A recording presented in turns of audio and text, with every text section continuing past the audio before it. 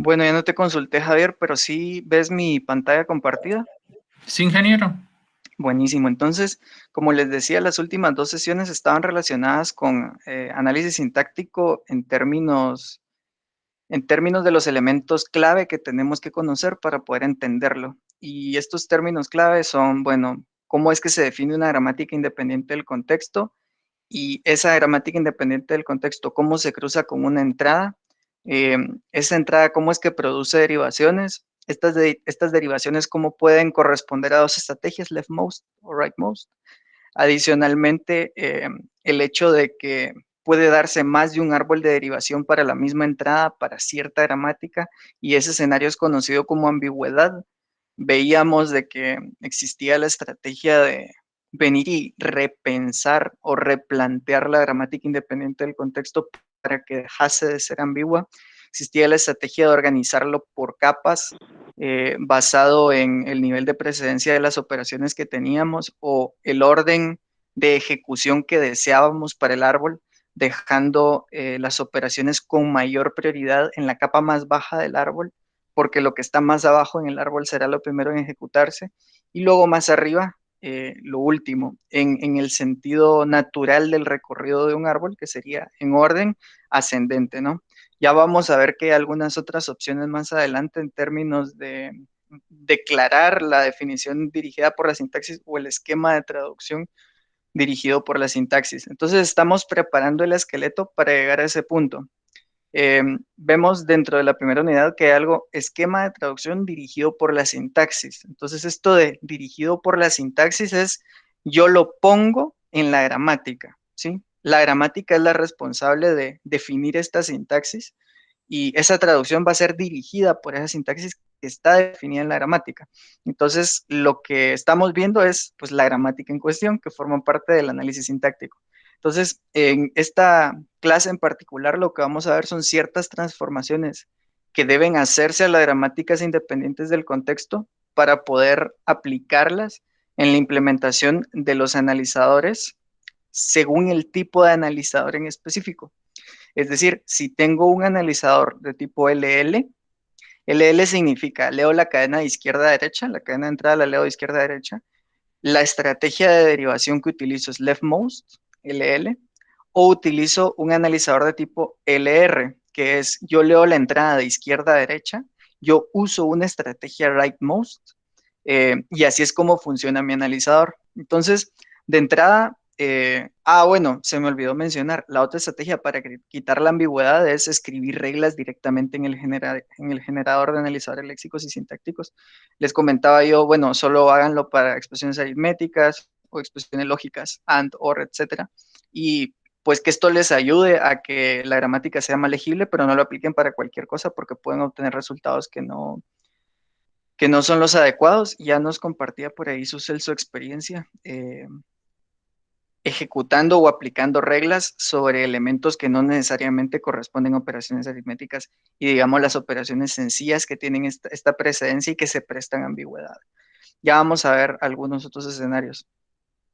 Pero bueno, a lo que voy es que acá vamos a ver transformaciones de gramáticas que son utilizadas para adecuarlas a cierto tipo de analizador sintáctico, ya sea LL o LR. Entonces, ¿en qué, mm, ¿en qué punto estamos? Siempre vamos a tratar de hacer esto en la clase, ver en qué punto estamos, en qué fase del compilador estamos. Seguimos en la parte de análisis sintáctico. Este es un diagrama de bloques bastante general. Acá tengo yo un diagrama de bloques más específico, que ya tiene los elementos participantes en cada fase. Vemos aquí de que en el analizador léxico, lo que participa o lo que se utiliza para definir el analizador léxico, para definir el lenguaje regular, son expresiones regulares. Aquí también podría estar un autómata finito determinista o también podría estar una gramática regular. Entonces, con eso definimos el lenguaje regular que va a ser reconocido por el analizador léxico. El analizador léxico lo que recibe es el código fuente, el puro texto, y lo que genera es una lista de tokens, una lista de piezas que posteriormente va a ser utilizada por el analizador sintáctico. El analizador sintáctico se define a través de una gramática libre del contexto o gramática independiente del contexto. Entonces recibe esa lista de tokens y lo que genera habitualmente como salida es un AST, un Abstract Syntax Tree, a menos que en caliente ejecute ciertas cosas, en cuyo caso la salida no lo llevaría a otra fase, sino simplemente sería un intérprete que está ahí incrustado y se acabó. Luego, como entrada del análisis semántico, recibe o puede recibir un AST y la forma en la que se define un analizador sintáctico es una gramática atribuida. Y lo que vamos a aprender a hacer en la siguiente sesión es eso precisamente, una gramática atribuida, una gramática en la que yo puedo asociar ciertos atributos a los no terminales y en la que yo a lo largo del análisis sintáctico de cierta entrada puedo ir asignándole valores a estos atributos y trasladando valores de ciertos atributos de un no terminal a otros atributos diferentes de otro no terminal. Y van a ver que es una cosa bien interesante y que hay una correspondencia bien simple eh, entre la sintaxis y estos atributos. Entonces ustedes van a decir, ah, ya puedo hacer esto. Eh, y van a ver que es bien interesante. Luego, este AST con atributos, o este árbol atribuido, es lo que le sirve al generador de código intermedio para poder hacer su magia y generar código intermedio, que es una versión de bajo nivel de lo que se recibió de entrada en alto nivel. Una versión simplificada que hace exactamente lo mismo, pero que es más simple, por así decirlo, de entender para la máquina, aunque no necesariamente sea fácil de entender para nosotros. Luego el código intermedio es recibido por el optimizador que genera otro código intermedio. Código intermedio que va a hacer lo mismo, pero que es una versión todavía más simplificada. Luego el generador de código objeto recibe este código intermedio simplificado y genera código objeto, que sería básicamente código binario. En el caso de Java, por ejemplo, un archivo .class. Eh, Luego, en términos del runtime system, ya vamos a llegar eventualmente a esa parte, pero esa parte va a estar más asociada a la generación de código intermedio, porque la generación de código intermedio necesita ocupar ciertas estructuras de memoria que son como muy propias del bajo nivel de la computadora, ¿sí? Tenemos ahí que hay un stack, tenemos que hay un heap y tenemos que en ciertos segmentos se tiene que almacenar el código y los datos, que los datos vendrían a ser variables globales. Y por último, abajo tenemos la máquina que ejecuta este runtime, ¿sí? Entonces, visto ese diagrama de bloque, vamos a hablar un poquito de las gramáticas independientes del contexto y algoritmos de análisis sintáctico. Entonces, vamos a ver como el cruce de todo esto. Vemos que en el círculo más externo tenemos el universo de todas las gramáticas independientes del contexto. Entonces, el círculo más grande representa a todas las gramáticas independientes del contexto. Todas están ahí. Dentro de ese círculo podemos agarrar esas gramáticas y separarlas en las que no son ambiguas y las que son ambiguas. Solamente aquellas que no son ambiguas se prestan para la implementación de un análisis sintáctico o de un analizador sintáctico.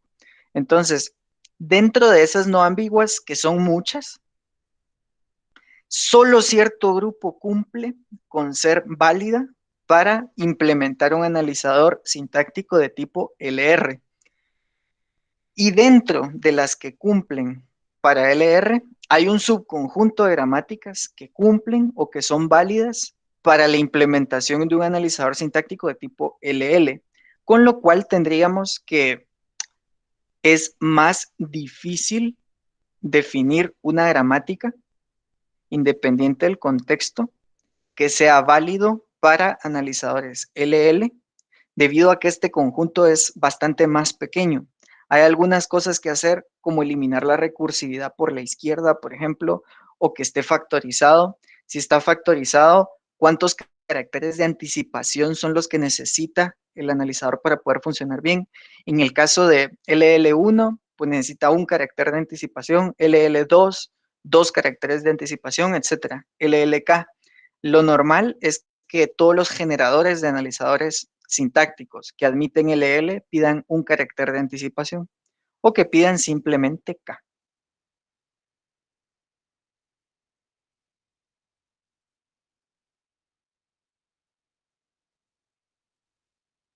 Disculpen, me salió un mensaje por ahí. Bueno, pero les decía, eh, habitualmente los generadores de analizadores sintácticos traen un carácter de anticipación. Ese es el defecto, o simplemente no les interesa la cantidad de caracteres. Entonces es el LK. Los que traiga media vez, no haya recursividad por la izquierda y no sea ambiguo. Entonces, ¿qué significa LL? La primera L es left to right scan, es yo recorro la entrada de izquierda a derecha. La segunda L es left mode derivation, es yo aplico esta estrategia de derivación por la izquierda, que es voy derivando los no terminales que están más a la izquierda. Luego, es un analizador de tipo descendente. Ojo con esta parte, no sé por qué genera tanto conflicto el hecho de recordar esto. O sea, el LL es descendente. Y es fácil de entender, o sea, la implementación es relativamente sencilla. Un ejemplo de implementación de analizador sintáctico LL es el descendente predictivo recursivo. Entonces, por ahí estábamos con Javier, tal vez me puedes, Javier, escogiendo al siguiente compañero, que creo que habías escogido a alguien, no recuerdo muy bien, pero escoge a alguien más. Vamos a conversar un poquito del tema. Em, Byron Rubén Hernández, creo. Byron Robén, muy buen día, ¿cómo estás?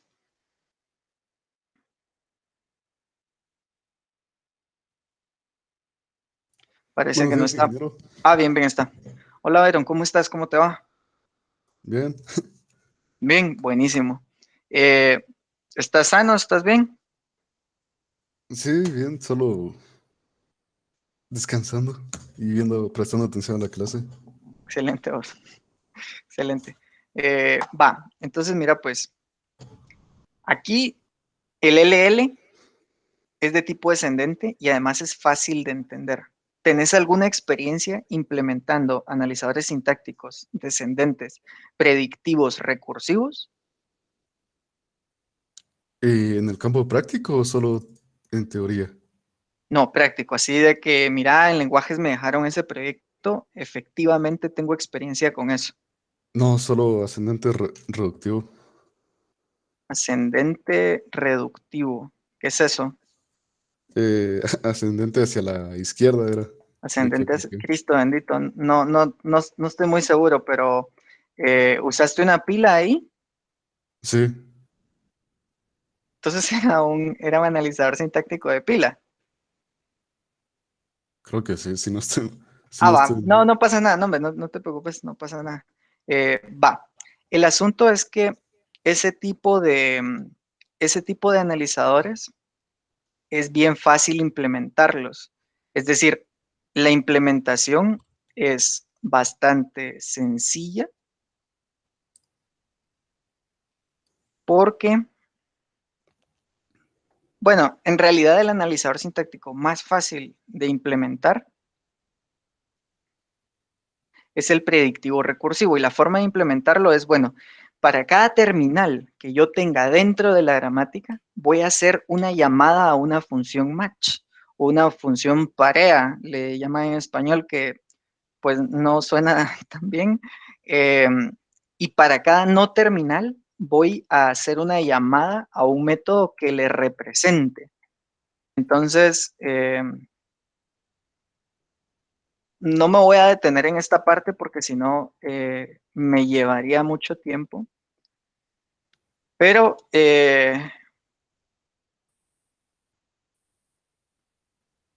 los invito a visitar este post, que este de hecho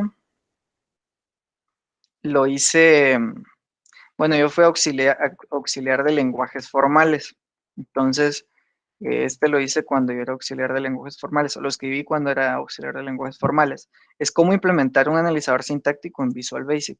La forma en la que se implementa ese analizador es a través de una estrategia eh, predictiva recursiva. Entonces, ustedes van a ver eh, dentro del código,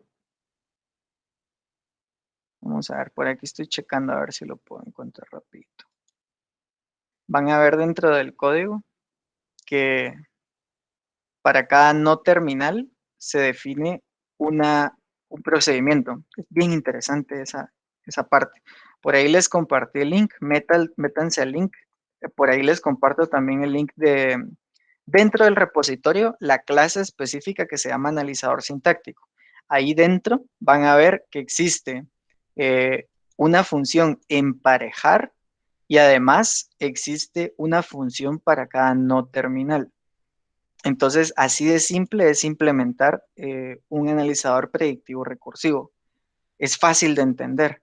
Y los LL así son fáciles de entender en términos programáticos. Ahora, en términos de definición de la gramática, se puede decir que son más difíciles de definir este tipo de gramáticas, por la cuestión de, bueno, voy a eliminar la recursividad por la izquierda, al eliminarla probablemente me toque darle vuelta al comportamiento natural de los no terminales, con lo cual voy a quedarme con el elemento que reconocí primero más arriba en el árbol, entonces se me va a complicar el asunto. Van a ver de que estos se prestan especialmente para usar atributos heredados. Igualmente, toda esta parte que les estoy anticipando del curso ya lo van a entender más a detalle. De momento, la única idea que quiero que se lleven es, el LL es difícil de definir la gramática, pero es fácil de implementar el analizador sintáctico. ¿Deben preocuparse en compiladores 2 por la implementación del analizador sintáctico? No, porque usamos generadores acá. Usamos generadores de analizadores sintácticos, con lo cual lo que les debe de preocupar acá es, ¿puedo definir la gramática? ¿Puedo escribir la gramática? ¿Soy capaz de escribir la gramática? ¿Qué condiciones debe de tener la gramática para que el generador me lo acepte? Y eso es lo que vamos a ver acá, cómo es que tenemos que ir transformando las gramáticas para que el generador se comporte bien y haga lo que esperamos que haga, ¿no? Entonces, estoy tentadísimo a exponerles ese pedazo, muchachos, porque es que es de verdad súper sencillo. Bueno, por ahí les estoy exponiendo mi navegador. Y me confirmas si lo ves, Byron, si alcanzas a verlo bien. Sí se mira bien, ingeniero. Va, este es el segundo enlace que les mandé. Es el enlace al analizador sintáctico. Miren, del 2015. Pero digamos que en ese tiempo, en lenguajes formales, sí implementábamos el analizador sintáctico. Ahora, este analizador sintáctico es bastante simple en comparación con el analizador sintáctico de pila que les genera, por ejemplo, COP, o que les genera, por ejemplo, JSON o Play o cualquiera de estos. Es bastante sencillo. No tiene una pila, sino lo que hace es aprovecharse de la pila que implícitamente tiene una llamada recursiva, ¿no? Porque la llamada recursiva va agregando más elementos, más segmentos de memoria local a la pila. Entonces, intrínsecamente tiene una pila y de eso es de lo que se saca provecho. Entonces, esta es la gramática que resuelve el problema, que es de tipo LL1. Entonces, es la típica gramática de las expresiones aritméticas, pero tiene eliminada la recursividad por la izquierda, está factorizada y tiene las características de un carácter de anticipación. Es una LL1. Entonces, aquí hay una función parsear, que lo que hace es parsear la lista de tokens, es decir, aplicar el analizador sintáctico, y vamos a ir viendo de que para cada no terminal hay una función recursiva. Entonces, ok, que deriva en T, EP. Entonces, que es el no terminal padre de la producción, es la función que voy a definir, el procedimiento almacenado que voy a definir, y dentro hago una llamada a T y una llamada a EP, ¿sí? Abajo, EP. ¿Cuál es la definición de EP? Tiene dos definiciones. La primera definición es EP que deriva en más TEP y la segunda definición es EP que deriva en menos TEP. Entonces, adicional a tener el procedimiento parea o la función parea que hace match entre dos símbolos, el reconocido y el definido, porque, por ejemplo, yo tengo definido que puedo reconocer un número. Entonces, agarro el número. ¿La entrada tiene un número? Sí. ¿La definición tiene un número? Sí. ¿Hago match? Sí, hizo match. Ah, ok. Pasemos al siguiente. Además de tener estas funciones para los no terminales, de tener el método parea o el método match, hay una variable preanálisis. Y esta variable preanálisis lo que almacena es el carácter de anticipación. Entonces yo le pregunto, mira, dentro de la cadena que estás leyendo, ¿el carácter de anticipación es más? Entonces, preanálisis, que es la variable que me almacena el carácter de anticipación tiene una función tipo. Entonces yo le digo, mira, este carácter de anticipación, ¿de qué tipo es? Si es de tipo más, entonces yo debo ir por acá. Yo debo de agarrar esta producción, que es la producción que tiene más TEP, ¿sí? Entonces, emparejo signo más. Entonces, si el carácter de anticipación es signo más, entonces me va a dar check, que lógicamente lo es, porque aquí arriba yo ya lo validé y por eso fue que entré ahí abajo. Después ya llamo a la función que le corresponde a este no terminal y la función que le corresponde a este no terminal. Entonces, ¿cómo ves hasta ahí, Byron? De momento todo bien, ingeniero. Es súper sencillo, súper sencillo. Y lo que a mí, lo triste del caso, digamos, es que el libro de Brookshire, que es el que se utiliza en lenguajes, trae específicamente instrucciones puntuales de cómo se hace esto. Y aún así, los alumnos no podían hacerlo. Yo me recuerdo incluso en esa época de que lo pedían y tenía como que un valor bajo en comparación con el léxico, ¿sí? Porque no era el objetivo del curso ver sintáctico, porque se supone que sintáctico se miraba en compiladores 1, entonces esto era como una parte introductoria y esto en términos de puntos no tenía mucho, lo recuerdo. Bien, entonces, ven, es súper sencillo. Y aquí nos vamos dando cuenta de que, ok, yo voy bajando en este LL1, voy bajando a través de hacer llamadas recursivas y en esas llamadas recursivas voy cargando una pila intrínseca de las llamadas y voy emparejando. Ya ven que yo no le puse parea al método. En muchos libros en español traducen el método match, que es típico de esta implementación predictiva recursiva, como parea. Yo lo puse aquí como emparejar, que es una traducción bastante mejor. Y bueno, aquí está la función emparejar, que no es nada más que agarrar el carácter de entrada, eh, que sería el carácter de anticipación, y compararlo con la variable de preanálisis, ¿no? Entonces, bueno, ahí lo revisan, pero ya no me voy a entretener más en esto porque tenemos que terminar la sesión de hoy, para ya el siguiente día de clases enfocarnos de lleno en la parte de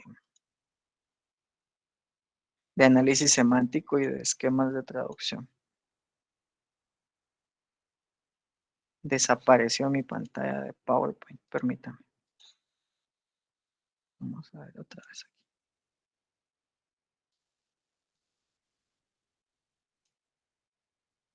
Bueno, listo. Es que todas estas herramientas de llamadas están bien bugueadas. Zoom está bugueado, Meet está bugueado, Teams está bugueado, pero sigo pensando que Teams es como la mejor. Bueno, entonces, habiendo dicho esto y habiendo dado una pequeña vuelta, un pequeño colazo ahí por la implementación de un LL, quiero que tengas presente, Byron, estas ideas. Quiero que tengas presente, sí, yo me recuerdo que indagamos un poquito en la implementación de un predictivo recursivo. Yo recuerdo que utilizaba una gramática sin recursividad por la izquierda, factorizada con un carácter de anticipación, utilizaba una gramática de tipo LL1 y además recordaba de que por el tipo de análisis el árbol iba recorriéndose en descenso. Entonces, quiero que asocies LL1 a análisis descendente, ¿sí? Y que asocies el LL1 a esta implementación predictiva recursiva. Y en el mejor de los casos, que te tengas hoy por la tarde unos 15 o 20 minutos a ver el código del analizador sintáctico que les compartí. Entonces, luego, gramáticas de tipo LR, ¿no? Las gramáticas de tipo LR son menos difíciles de definir, porque no me tengo que andar preocupando de eliminar la recursividad por la izquierda, por ejemplo. Entre otras cosas, son más fáciles de definir. Entonces, al ser más fáciles de definir en términos humanos, en términos que uno comprende la gramática, que uno la puede leer fácilmente, resulta que es difícil de implementar. Entonces, yo no puse aquí difícil porque, o sea, ya está escrito cómo hacerlo, no sé si me explico. como todo en compiladores, ya está escrito en el libro cómo hacerlo. Por lo menos en lo simple que es lo que nosotros vemos, ¿no? Hay cosas que no están escritas ahí, pero que nosotros no las vemos, que probablemente le sirven a los desarrolladores del motor V8 de Google o algo más específico, ¿sí? Pero no, yo no puse aquí difícil, yo puse que es más poderoso y efectivamente el analizador sintáctico ascendente, aquel que se implementa a partir de una gramática LR, es más potente, es más poderoso. Partiendo del hecho de que reconoce una cantidad más amplia de gramáticas, que es lo que vemos en ese pequeño diagrama, ¿no? El universo total de gramáticas no ambiguas, ambiguas. Dentro de las no ambiguas hay algunas que sirven para implementar LR. Dentro de esas que sirven para implementar LR, hay algunas otras que sirven para implementar LL. Lo que sí quiero que vean en ese diagrama, que es importante, es todas aquellas definiciones que sirven para implementar LL también sirven para implementar LR. Recordemos un poquito de la clase anterior la definición de ambigüedad. Una gramática independiente del contexto es ambigua si para una cadena de entrada existen dos o más árboles de análisis sintáctico. Entonces aquí vemos una entrada que es entero más entero por entero. Entero más entero por entero. Perdón, entero más entero por entero y entero más por entero más entero por entero. Entonces es la misma cadena, entero más entero por entero más entero por entero, pero son dos árboles diferentes. Entonces, esa parte creo que es un buen ejemplo y es una buena explicación de ambigüedad.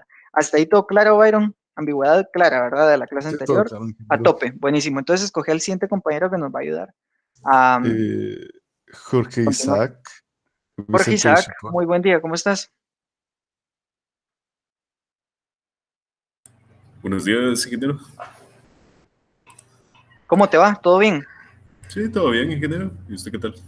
Muy bien, afortunadamente. Aquí mira, explicando transformaciones de gramáticas, que no hemos llegado a las transformaciones como tal, pero vamos a un pequeño repaso de lo que vimos el último día de ambigüedad. Para eliminar la ambigüedad podemos crear una gramática no ambigua equivalente, usualmente posible, pero existen gramáticas para las cuales esto no puede hacerse. No ambiguo es que para cualquier entrada existe solo un árbol de análisis sintáctico y el árbol de la nueva gramática va a ser diferente al de la original.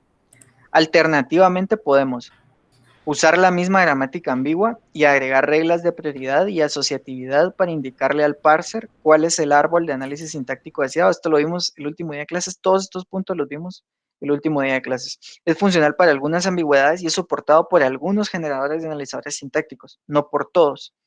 Entonces, eliminar la ambigüedad. Al eliminarla, pues logramos generar una gramática ahí, en el universo de las no ambiguas. Entonces, el objetivo es transformar una gramática ambigua en una gramática no ambigua equivalente. Gramáticas equivalentes. Este es un concepto que no habíamos visto, pero que vamos a ver rápidamente. Dice, dos gramáticas G1 y G2 son equivalentes si generan el mismo lenguaje o si son capaces de generar el mismo lenguaje. Esto es, si cierta entrada puede ser derivada a través de una de las gramáticas, también puede ser derivada a través de la otra gramática. Y esto para todas las cadenas que admitan cualquiera de las dos gramáticas. Entonces, tipos comunes de ambigüedad. Ves que el último día de clases indagamos un poquito de cómo eliminar la ambigüedad. Ahorita vamos a indagar un poquito de cuál es el tipo común de ambigüedades que hay.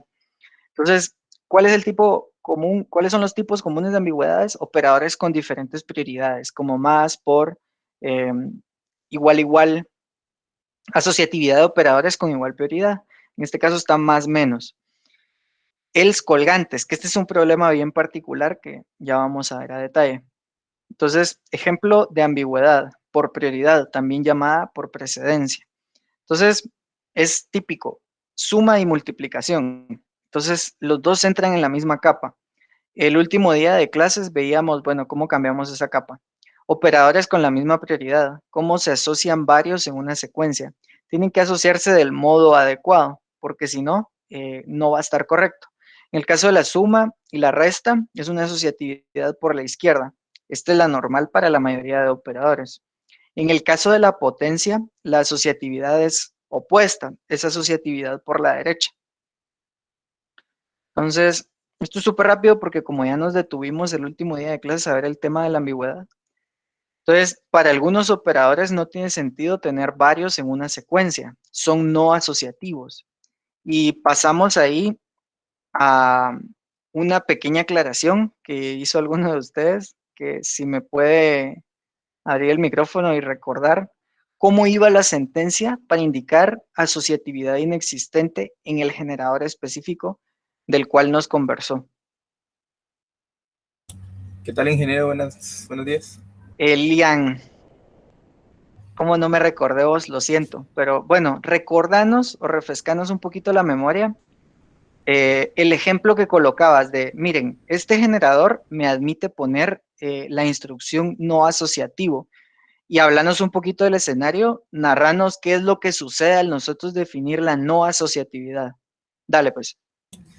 Bueno, pues, como le comentaba en la clase anterior, pues en PLY hay una palabra reservada que es non-ASAC, que precisamente cuando nosotros definimos una gramática ambigua y agregamos reglas de asociatividad y derivación, pues nosotros le podemos indicar, mira, este operador quiero que no sea asociativo. Entonces le ponemos non-ASAC en vez de left o de right. Y lo que hace esa palabra es evitar precisamente lo que dice en esta presentación, ¿verdad? Que tenga varias en secuencia, varios operadores en secuencia. Es decir, un A menor B menor C, ¿verdad? Entonces eso es prácticamente lo que evita ese operador no asociativo en bueno, al menos en PLY, y si no estoy mal en JSON también creo que se acepta, pero no me recuerdo muy bien. Entonces, eso sería prácticamente lo que hace a nivel, así a grandes rasgos, ¿verdad? Buenísimo, buenísimo vos, Elian. Te agradezco mucho la participación. Entonces, prácticamente es lo que dice Elian, que admite Play, que también lo he visto en JSON. Miren, este escenario queda prohibido. Yo por azares del destino, porque me dio hueva ampliar la gramática, yo puse las expresiones relacionales en el mismo no terminal, que sería el no terminal de expresión. Yo lo puse ahí, lo puse recursivo. No sé por qué, digamos, no sé por qué lo harían así, pero imaginemos que sí lo hacen así. Nosotros necesitamos hacer que en la gramática queden prohibidas este tipo de asociatividades. Entonces lo que hacemos es escribir una regla, como dijo Leán, o bien reestructurar la gramática para que no queden a nivel del mismo no terminal y que además no se admita dentro del reconocimiento del análisis sintáctico. Entonces, ¿cómo podemos cambiar la gramática para que solo los árboles deseados puedan ser derivados? Entonces, idea, restringir la gramática por subárboles, introduciendo nuevos no terminales, que es la misma idea que rige la lógica de la estrategia de layering. La estrategia por capas es esta misma idea, porque nosotros generamos subárboles, pero no les llamamos subárboles porque lo vemos más desde la perspectiva de la propia gramática, entonces lo vemos por capas. No lo vemos en el árbol per se, entonces no decimos subárboles, pero al final eso es lo que logramos. Digamos, tenemos solo el no terminal expresión, E más E menos E por E, solo el no terminal expresión. Aquí nos dice, bueno, hagamos subárboles introduciendo nuevos no terminales. Entonces, para las expresiones aritméticas, ¿qué es lo que hacemos? Introducimos el no terminal T, introducimos el no terminal F. Vamos generando diferentes capas, como lo veíamos en el último día de clases, y estas capas me generan nuevos subárboles, nuevas organizaciones en el análisis sintáctico. Entonces, haciendo ahí un resumen, para la prioridad, introducir un nuevo no terminal para cada nivel de prioridad, para cada capa. Término, factor, expresión, que sería TFE, para el ejemplo que veíamos. Asociatividad por la izquierda, restringir el operador derecho para que solo pueda contener expresiones de mayor prioridad. Entonces, vemos para la reorganización de esta gramática de las expresiones aritméticas que se pone E deriva en E más T, E deriva en E menos T, luego T deriva en T por F, luego T deriva en T dividido F, pero vemos de que esos que están a la derecha, esa F tiene mayor prioridad que la T, esa T tiene mayor prioridad que la E. Entonces restringimos el operando derecho para que solo pueda contener expresiones de mayor prioridad, que se ilustra perfectamente en ese ejemplo. Para la asociatividad por la derecha, restringir el operando izquierdo para que solo pueda contener expresiones de mayor prioridad en la izquierda. Entonces, eso en las aritméticas que hemos visto, o en este ejemplo en particular, no aplica, porque no había potencia, no había asociatividad por la derecha. Pero si la hubiera, lo que se restringe es el operando izquierdo para que la recursividad, digamos, me lleve hacia ese lado con una expresión de mayor precedencia. Luego, asociatividad inexistente, restringir ambos operandos, o sea, generar un nuevo nivel, reestructurar la gramática con otro no terminal. Entonces aquí tenemos ese ejemplo resuelto, gramática ambigua, gramática no ambigua equivalente. Entonces en lugar de tener solamente expresión, expresión, expresión, expresión, ahora tenemos un nodo no terminal, introducimos una nueva capa, la capa term o la capa T, que nosotros usamos solo la T habitualmente. En estos slides tenemos expresión completo, tenemos term completo y factor completo. Aquí introducimos un nuevo terminal, term, que está más restringido que expresión. Es decir, desde term no podemos derivar nuevas sumas. ¿Por qué vuelvo a poner esto? Porque es muy importante que tengan presente esto. Es muy importante que escriban gramáticas que no sean ambiguas. Es muy importante que no se vean en el típico problema de shift reduce. O sea, escribir la gramática en sus proyectos debería de ser, además del inciso A en su lista de tareas, debería de ser algo que ustedes puedan hacer naturalmente, porque se supone que ya tienen gran experiencia del curso anterior escribiendo gramáticas. Entonces, tengan esto presente. Si les cuesta escribir gramáticas que no sean ambiguas, practiquen un poquito más, pregúntenme en caso surjan dudas, pero sí les diría yo que no es admisible que estén en ese dilema del shift reduce. O sea, simplemente preocúpense de que la gramática reconozca lo que deba reconocer y recuerden esto, recuerden este tipo de escenarios, este tipo de situaciones, las estrategias de resolverlo por capas. Lo mismo para los exámenes, no pongan gramáticas ambiguas porque todo el problema se cae, o sea, toda la solución, perdón, al problema se cae porque es que no funciona, no es implementable. Para la producción de sumas utilizamos term como el operando derecho para asegurarnos de que no aparezcan nuevas sumas a la derecha. Ya ven, entonces, expresión deriva en expresión término. Entonces, término, dado que yo quiero que la suma tenga asociatividad a la izquierda, me aseguro de que los que tienen mayor prioridad queden más a la derecha. Y en este caso, ¿quién tiene mayor prioridad? Pues T. Para la producción de multiplicación utilizamos term y el todavía más restringido no terminal, factor, para asegurarnos de que no puedan aparecer sumas como hijas sin utilizar el paréntesis. Esto le da a la multiplicación mayor prioridad que a la suma. Y a los paréntesis mayor prioridad que la multiplicación, ¿verdad? Entonces aquí hay un ejemplo de la vida real. Bueno, yo ahorita realmente no sé por qué versión va Java. Java es un lenguaje que irónicamente fue el que más usé en la universidad y el que menos usé en la vida real. Entonces, como que todos los recuerdos que tengo de Java son de la universidad. Entonces, incluso para el uso de Spark, prefiero utilizar PySpark que hacerlo nativamente, porque la verdad es que Python es una genialidad. Perl, no digamos, ¿no? Go, no digamos también. Son lenguajes muy buenos, pero yo les diría que el top o el que yo prefiero para cuestiones de data, ¿no? Para ETLs, demás, incluso para temas de Machine Learning y Data Science es Python, sin duda. Es una maravilla. Scripting en general, Python es buenísimo.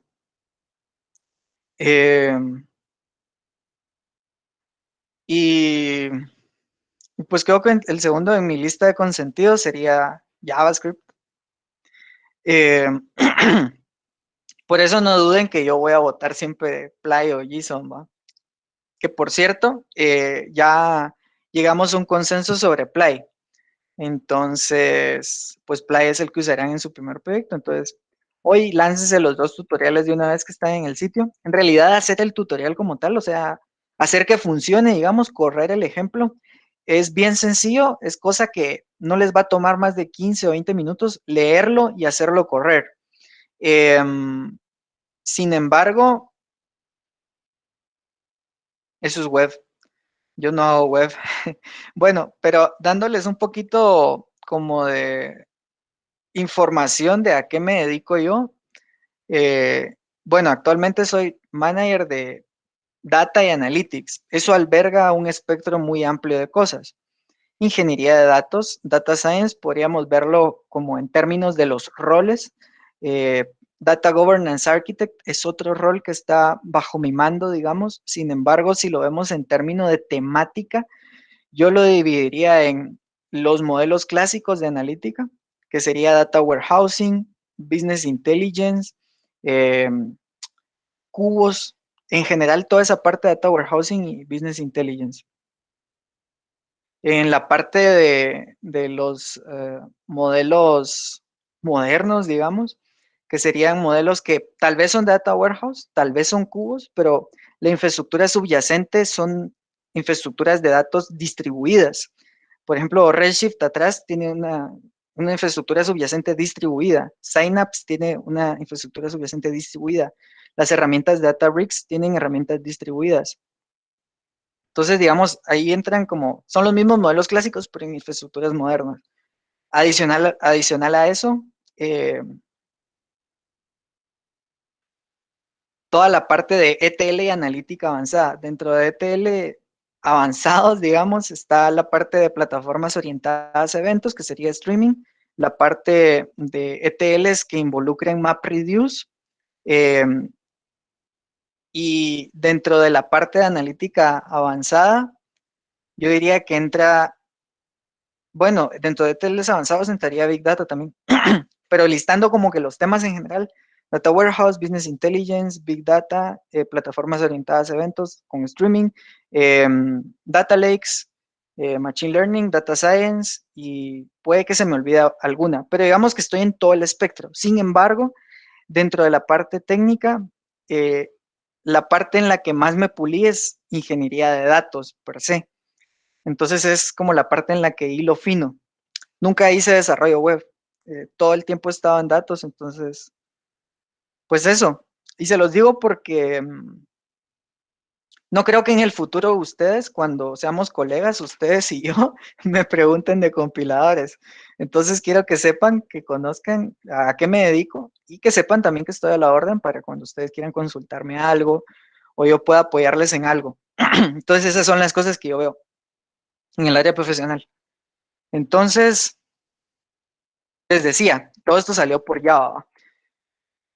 Ahí en ese enlace está ahí, que yo voy a cargar los slides ahorita, nada más termine la clase. Ustedes pueden consultar esta definición de la gramática de Java y van a ver que, pues al final se comporta como lo que nosotros vemos en el libro.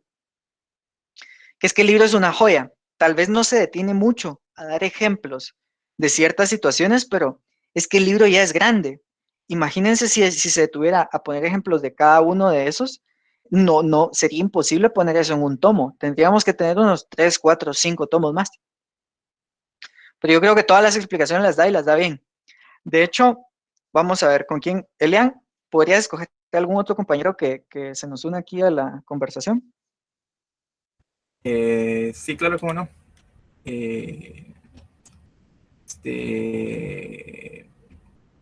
José Augusto Martín. José Augusto, buenos días.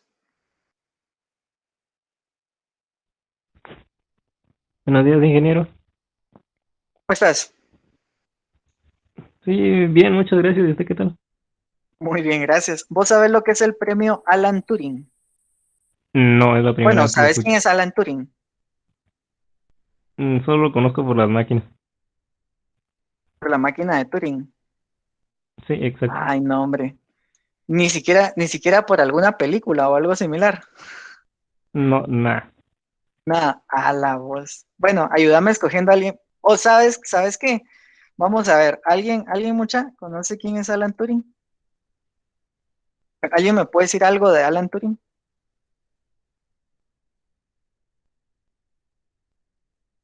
Ah, Brian, bueno, Creo que hay una, Bueno, es que hay una película donde sale que Sherlock están Holmes. pasando ¿Cómo es que se llama? mensajes de... Yo, como sé que a ustedes no les gusta leer mucha, con mucha pena tengo que reconocer esa realidad. Aunque sea, miren, chéquense la película, que no sé cómo se llama, creo que se llama Enigma, pero no estoy muy seguro. ¿Cuál es este famoso de los Fue Avengers? Sí, pues el código eh, Enigma se llama, ¿no? que al final hizo que la guerra durara menos, la Segunda Guerra Mundial, o sea, por toda esta intercepción de la comunicación de los nazis que hacía. Va, entonces miren, esa vaina es cultura general de sistemas, va mucho, entonces queda ahí de tarea, además de hacer las prácticas y todo. De hecho, creo que se van a tardar más viendo una película de 2 horas que haciendo los tutoriales que yo tengo ahí de Play. Entonces, sí, imperdonable que no saquen lo de los tutoriales, va, y que no se pongan a analizar el código que está ahí. Entonces, a lo que voy con lo de Alan Turing, Denis, es que ves que hay premio Nobel de la física, de la matemática. ¿Hay algún premio Nobel para ciencias de la computación, Denis? Creo que es el premio que nombrábamos en su nombre. Así es, muy bien. El premio Alan Turing es el equivalente o digamos lo que tenemos como el Nobel de la computación. ¿Vos sabés a quién le dieron el premio Nobel de la computación en el año 2020? Denis. No. Se lo dieron a nuestro queridísimo profesor Alfred Vaino Ajo y a nuestro queridísimo profesor Jeffrey David Ullman. ¿Sí sabes quiénes son estos profesores? Sinceramente no. Te lo repito, Alfred Ajo, Jeffrey Ullman.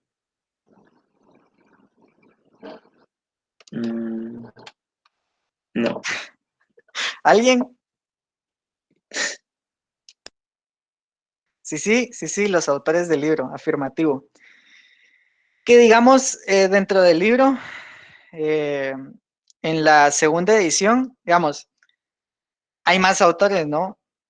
Ajo Seti Ullman, está Seti por ahí, pero fueron estos dos autores los ganadores del Nobel de Ciencias de la Computación, que no se llama Nobel, pero que, digamos, para fines prácticos, pues vendría a ser lo mismo, pero en el campo de la computación. Entonces, por ahí les compartí el enlace. Si todos ven el chat, vos ves el chat, Denis. Ya lograste darle clic al enlace que te compartí de los premios Turing del 2020. Sí, ya lo vi, ya logré darle clic, aquí lo estoy viendo. Bueno, pero lo que quiero decirles es que realmente no estamos nosotros, a pesar de que no somos una potencia mundial, digamos, tenemos un libro de élite. Este es el mismo libro que usan las personas en las mejores universidades del mundo, las mejores universidades de Estados Unidos, de Rusia, de todo el mundo. Es el mismo libro, es este mismo libro de compiladores. Y las personas que han hecho míticos lenguajes de programación y que han hecho míticos desarrollos de motores, de intérpretes y de otras herramientas relacionadas con compiladores han usado este mismo libro. Es un buen libro, en resumen, pero bueno, datos interesantes ahí hay por todos lados. No usé Java nunca en mi carrera profesional, es un dato interesante. Eh, soy fan de Python y JavaScript, otro dato interesante. El equivalente al premio Nobel en el área de ciencias de la computación es el premio Alan Turing, otro dato interesante. Ajo y Ullman, autores de nuestro libro, recibieron el premio Turing en el 2020. Realmente sí cambiaron el flujo de la historia con ese libro, a mi juicio. Y eso, sigamos con la presentación. Mucho me distraigo, ¿va, Denis? No, al final está interesante, más interesante así de clase y que a veces con Son, otros catedráticos uno ya empieza como que, no sé, es que como la atención de una persona solo dura 20 minutos.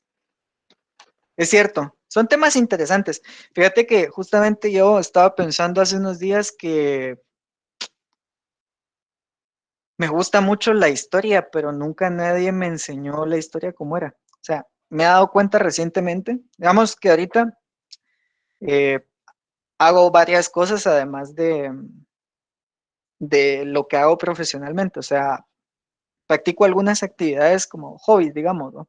Uno de estos hobbies, pues, es leer cosas que no tengan nada que ver con sistemas, porque yo sí leo mucho, pero son principalmente cosas de sistemas, cosas de tecnología y demás. Pues una de las cosas que me he propuesto recientemente es leer de cuestiones que no estén relacionadas con sistemas. Me he dado cuenta que me gusta mucho la historia de Guatemala, me apasiona mucho. eh, y me gusta mucho leer de sitios que yo físicamente he conocido, de historias que han sucedido en sitios en los que yo incluso he vivido. Entonces, creo que sí hay como muchos profesores que no disfrutan de lo que hacen y pues creo que sí disfruto enseñando compiladores. Es un tema bastante interesante. Yo quiero que ustedes se lleven esa impresión sí es un tema interesante. O sea, me gustaría transmitirles eso. Pero bueno, el problema del else colgante. Ojo con este problema, Denis, que no es cualquier cosa, es un problema serio. Hay una cosa aquí que podríamos decir que es como el gran problema del asunto, y es que no hay una llave de apertura y no hay una llave de cierre.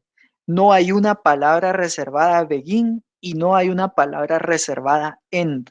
Entonces, imagínate para esta gramática reconocer esta entrada de acá.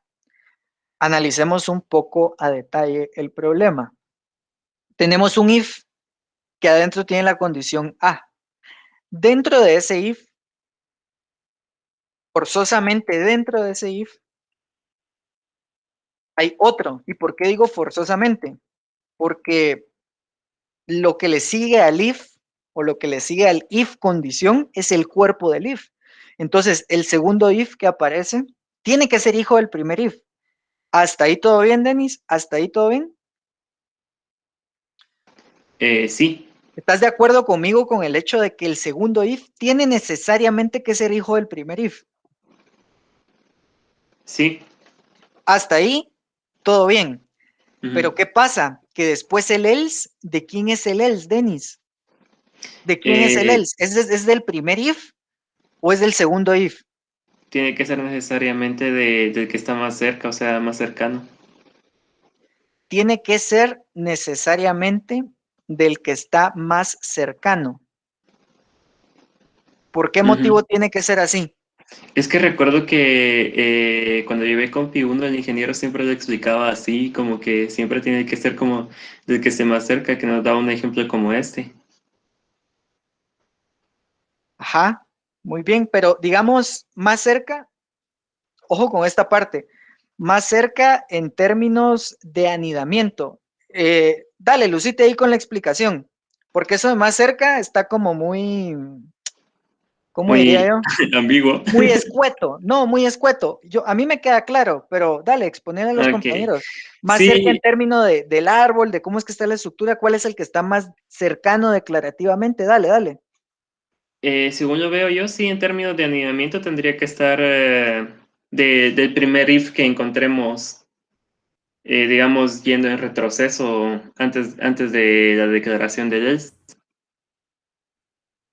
Sí, así es, así es. Efectivamente, digamos, esa explicación está bastante sencilla y bastante clara.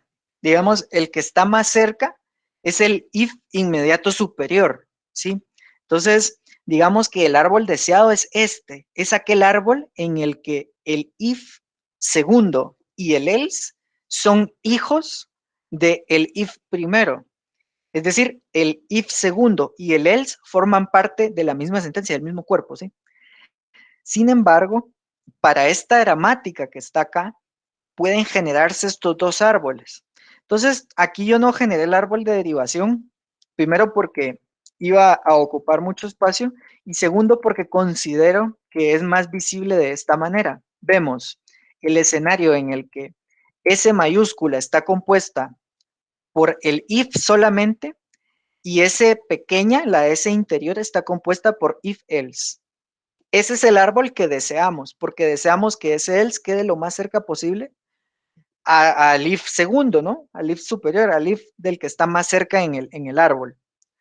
Luego vemos la otra opción, la opción en la que el if primero tiene como hijo solo a un comando if y el if primero tiene asociado un else después, que aquí ya con sangría se ve mejor. Vemos con la sangría acá que este if tiene como hijo a un if else y vemos con la sangría acá que este if tiene como hijo solo a un if y luego tiene a su propio else.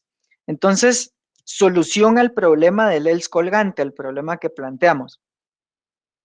Vamos a leer cuál sería la solución. Y vamos a empezar a avanzar un poquito más rápido porque si no, no nos va a dar tiempo. Reescribir una gramática no ambigua equivalente.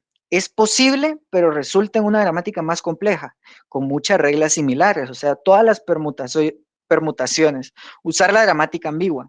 Usar una prioridad de reglas. El parser puede seleccionar la regla correcta. En este caso, el if más cercano. Esto funciona bien para el problema del else colgante, pero no para las gramáticas ambiguas en general. No todos los generadores de analizadores sintácticos lo soportan bien. Entonces, ¿cómo se resuelve el if colgante? ¿O cómo recomiendo yo que resuelvan el if colgante? Así. Escriban la gramática ambigua en el analizador y arriba le ponen una regla de prioridad que le diga al analizador por dónde irse en el caso del if colgante. Entonces, esta es la solución recomendada. Y ahí la otra cosa es cambiar el lenguaje, que es la más simple, pero es una que regularmente no está bajo el control de ustedes. No está en su poder cambiar el lenguaje, pero lo mejor sería, miren, dentro del lenguaje pongan unas llaves, con eso se resuelve. O dentro del lenguaje incluyan el tema de la sangría, como lo hace Python. O dentro del lenguaje pongan phi y if, como en Shell Script. O pongan begin end. O pongan la palabra then con algún bloque final del end, como end if o end then. En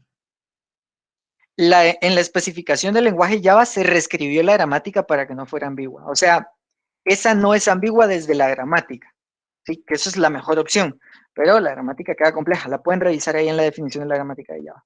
Encontrando ambigüedades en la práctica. Estás tratando de ejecutar una gramática independiente del contexto a través de un analizador, a través de un generador de analizadores sintácticos LL o LR. Si es aceptada por el generador de analizadores sintácticos, entonces la gramática no es ambigua. Si no, debes analizar el problema. Puede llegar a ser complejo, especialmente para gramáticas largas.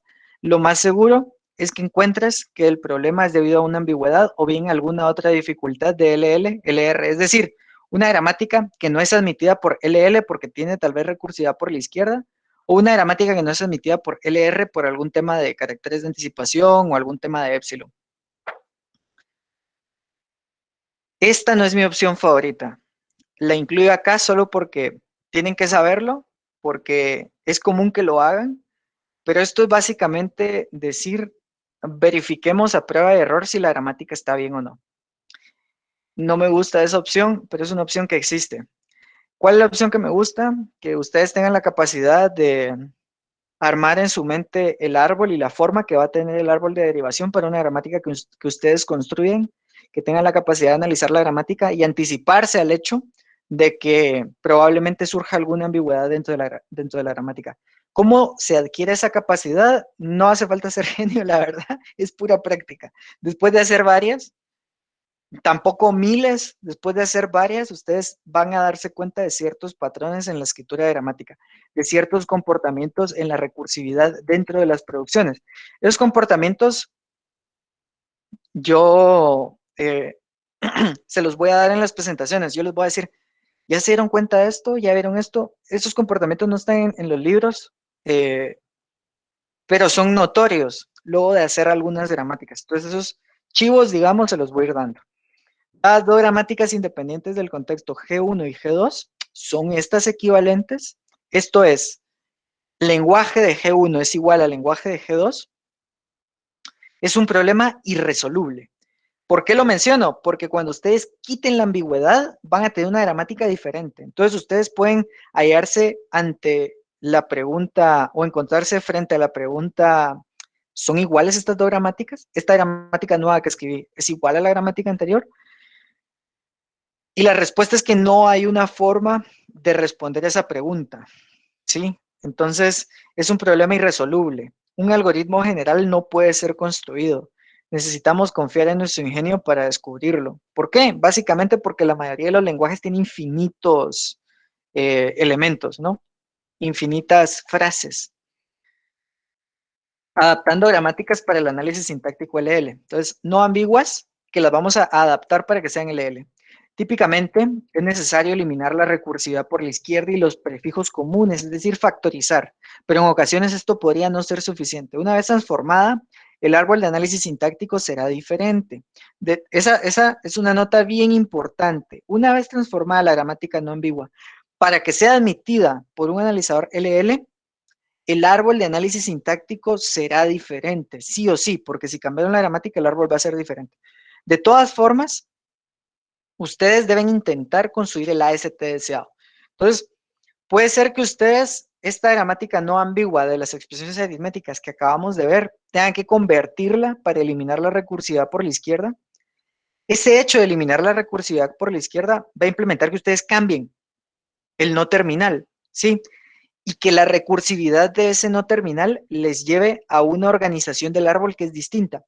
Una organización tal que el primer carácter reconocido queda en la parte más alta del árbol y el último reconocido queda en la parte más baja. Es decir, su árbol de derivación está de cabeza. Directamente para esa producción, luego de quitar la recursividad por la izquierda, ese árbol de derivación está de cabeza, está volteado, está al revés. Eso no significa que ustedes no puedan construir un AST partiendo de esa nueva gramática que sí tenga la forma normal, que tenga la forma que ustedes esperan. Entonces, analizador sintáctico LL1. Veamos acá un ejemplo de algo que puede salir mal. La respuesta es, la respuesta a esta pregunta, ¿qué nodo debe ser construido? No la puede responder el analizador, porque el LL1 decide construir el nodo después de ver el primer token de su subárbol. El árbol es construido de forma descendente. Sin embargo, acá no puede saber por dónde irse, porque vemos una primer producción de ID, perdón, de asignación que deriva en ID igual expresión. Tenemos otra de expresión que deriva en nombre, parámetros o nombre. Y otra que deriva en nombre, paréntesis ID. Entonces resulta de que aquí hay dos opciones. Está la opción en la que yo accedo a un atributo y está la opción en la que yo accedo a una función. Entonces, en la primera opción yo digo identificador es igual a id.id, que es acceder a un atributo. Y en la segunda opción yo digo id es igual a id.id y los paréntesis, que sería una llamada a una función. Pero vemos que el prefijo común, lo que tienen o lo que comparten estas dos es id. id.id, esos tres elementos son idénticos. Entonces, resulta de que ese hecho de que tengan un prefijo común implica que el analizador no va a saber por dónde irse. Es decir, el analizador no va a saber si yo voy por acá hacia el llamado de una función o me quedo arriba en el llamado a un atributo. Entonces, ahí hay un prefijo común. ¿Sí? No sé si lo ves, Denis.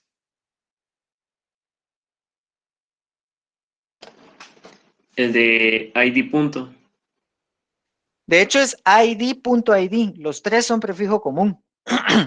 Ya. Necesitas llegar al cuarto carácter, que es el paréntesis, para saber que se trata de una función. No sé si ya lo viste. Ya vi. Digamos, está el primer carácter es ID. En este caso es Ajá. ID. En este caso es ID también. Entonces el primer token es igual. El segundo token es un punto. Aquí es un punto también, son iguales. ¿Por cuál te vas? Ahí todavía no sabes por cuál te vas. El tercer token es ID. Aquí también es ID, son iguales. Ahí llevas tres tokens y no sabes por dónde irte. En la gramática no sabes por dónde irte. Luego llegas al cuarto token. ¿Cuál es el cuarto token en la primera situación? ¿Cuál es? Un punto y coma. Un punto y coma. En la segunda situación, ¿cuál es? Un paréntesis que Hasta abre. hasta ese punto sabes que el segundo se refiere a la llamada de una función. Ujú. Antes no, pero resulta de que el LL1 solo tiene un carácter de anticipación. ¿Será que solamente con el ID sabes si se trata de un atributo o de una función? No. No. Entonces, no puede ser manejado por el LL1 porque tiene un prefijo común. Entonces, aquí ya viene la primera idea y es, si queremos usar un LL1, hay que factorizar por la izquierda. Entonces, se reescribe la gramática para factorizar por la izquierda. En este caso, el prefijo común es este prefijo de parámetros, de nombre, perdón. Entonces, nosotros vamos a factorizar nombre. Entonces, lo que hacemos es generar un nodo no terminal que se llama opt params. Entonces, decimos nombre deriva en nombre, perdón, se concatena a opt params y opt params deriva en parámetros o epsilon. Entonces, de esta forma quitamos el prefijo común. Entonces, en esta producción solo tenemos nombre. Entonces, basta con ID para saber que tiene que irse por acá. Y ya después, en opt params ya va a seguir con lo demás. Entonces, se factoriza name, que ya luego de la mate que ustedes llevan, bueno, que yo también llevé, la mate que llevamos, factorizar es ya extensión de nuestro cuerpo, eso. Entonces, aquí solo estamos factorizando nombre, se saca nombre, se convierte al acompañante de nombre params y al acompañante de nombre epsilon en una cosa nueva, es decir, param o epsilon que proviene del no terminal opt params. Entonces, ¿está clara esa parte, Denis, de cómo fue que se factorizó? ¿Estás seguro que está claro? ¿Lo ves? Sí, está claro. Está bueno, está fácil. La eliminación de un prefijo común de esta manera se llama factorización por la izquierda. Entonces, Denis, muchas gracias por tus aportes, por tu apoyo. Pasemos con el siguiente compañero. Vamos a darle rapidín porque ya no hay demasiado tiempo. ¿Él dijo alguien o...? Sí, porfa, de una. Rápido. Bueno. Manuel Ricardo Chávez. Manuel Ricardo, muy buen día, ¿cómo estás?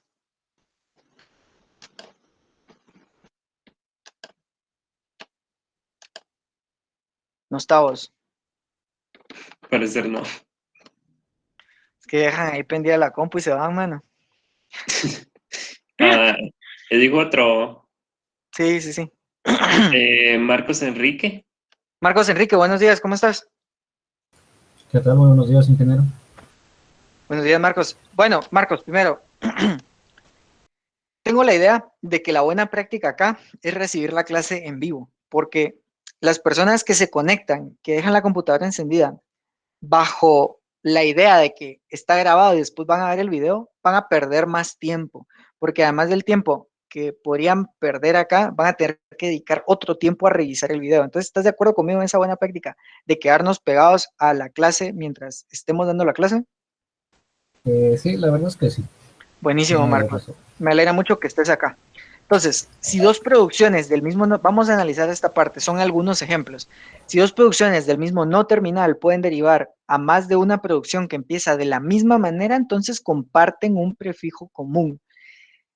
Repito, el mismo no terminal deriva a más de una producción que empieza de la misma manera. Entonces, A es el no terminal.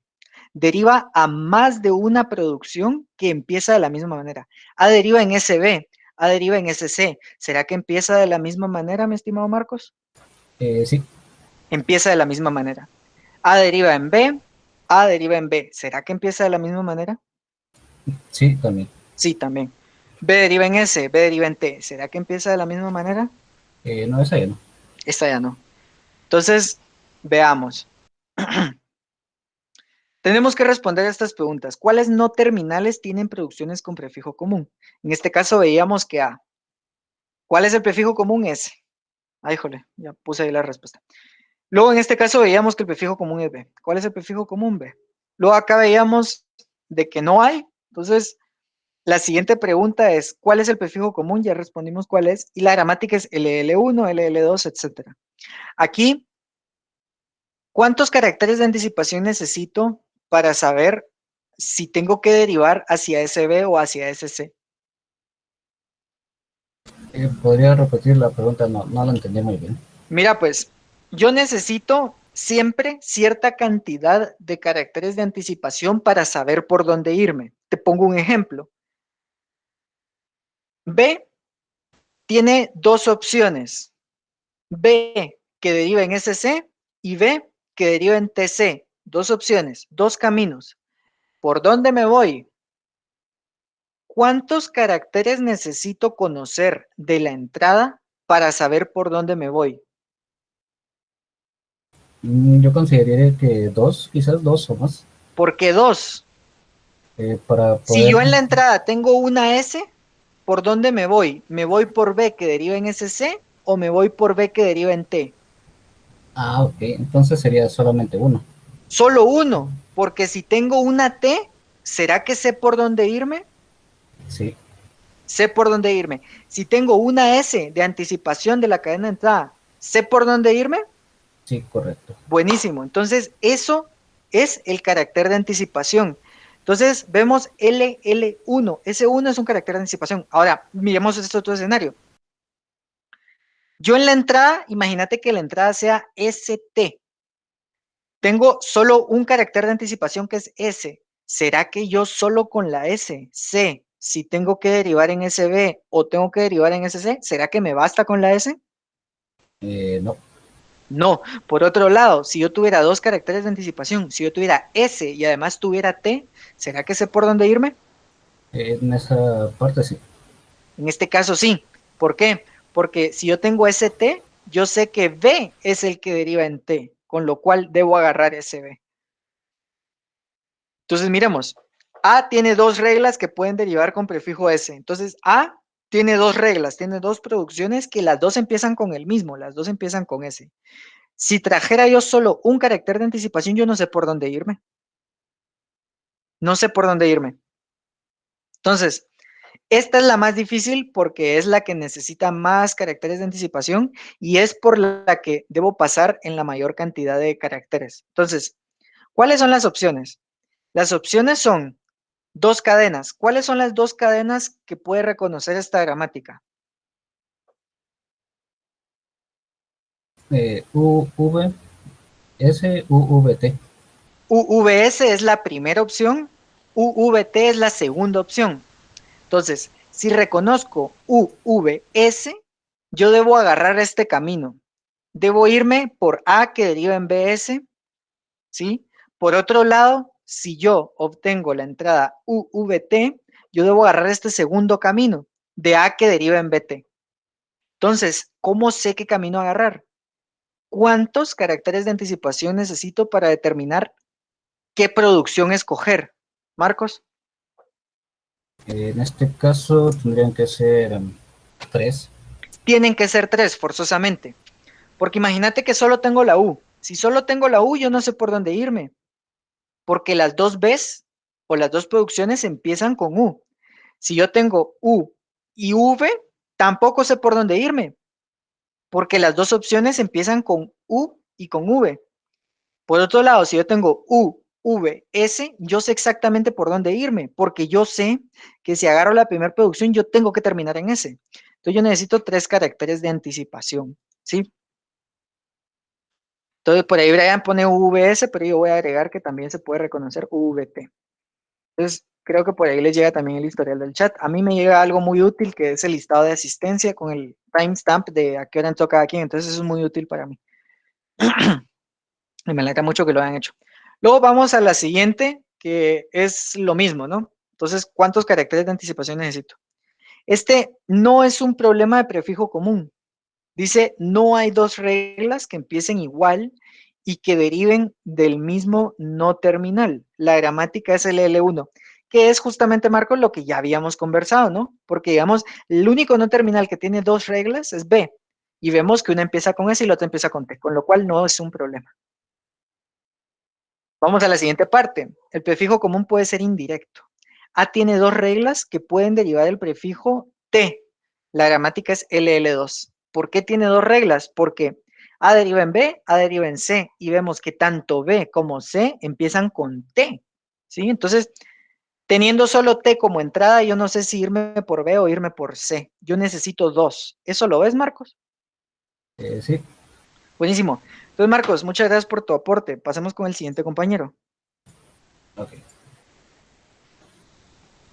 Carlos Emilio Campos, creo que es. Carlos Emilio, muy buen día, ¿cómo estás?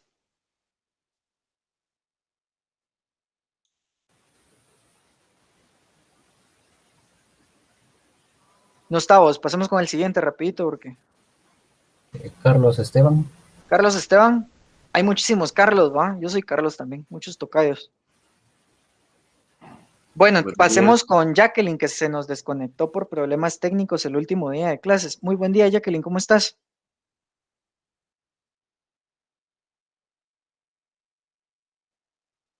Sí, fue mucha, solo le dije y se zafó. Ah, no, ahí está, buenísimo. Que me apareció aquí abandonado la sesión. Va, bueno, buenos días, Jacqueline, ¿cómo estás? Buenos días, bien, gracias. Buenísimo. Mira, ¿cómo ves el tema de los caracteres de anticipación y esta movida del prefijo común? Que es más fácil utilizar solo la gramática y la L1.